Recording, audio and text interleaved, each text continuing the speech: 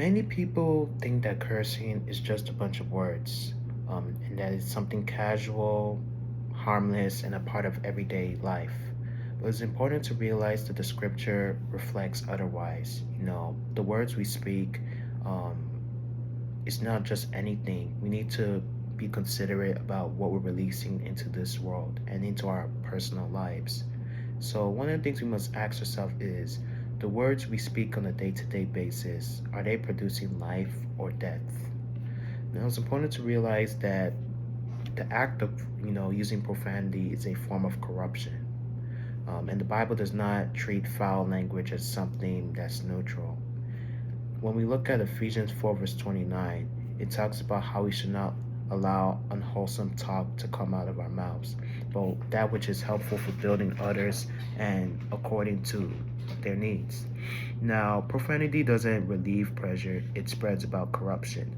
Words shape atmosphere, mindset, and character.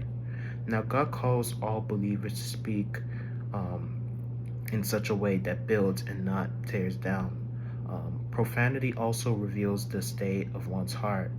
Cursing isn't just a mouth issue, it's a heart issue.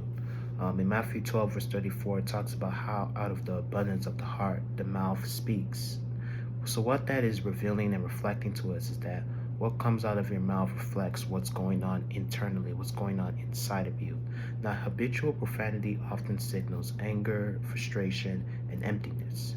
But God transforms speech in such a way that it transforms the heart. Now, God commands us as people in a different manner. Scripture clearly instructs believers to abandon foul language. In Colossians 3, verse 8, it talks about how we must get rid of such things as anger, rage, malice, slander, and filthy language must be out of your lips. So, what that tells us is that profanity is not aligned with the life Christ has given us. God's standard is holiness, and even in speech. And when we let go of cursing, it is a part of our spiritual growth, and it's not legalism.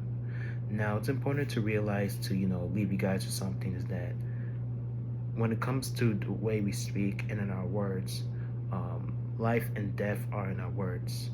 Now, we live in a culture where profanity is okay. I mean, let's say you're playing video games, you hear cursing, you're watching a movie, there's cursing. When you're around your social circle, there's cursing. But what it does is that it dulls your spiritual sensitivity and it weakens your witness.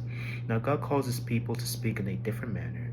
Now, he's not doing that to control us, but he wants us to live a life not just for ourselves, but for others in a positive and holy way. Now, we need to stop cursing and we need to speak words that build, not tear down. And it needs to reflect the truth, peace, power, certain components that are a reflection of his kingdom.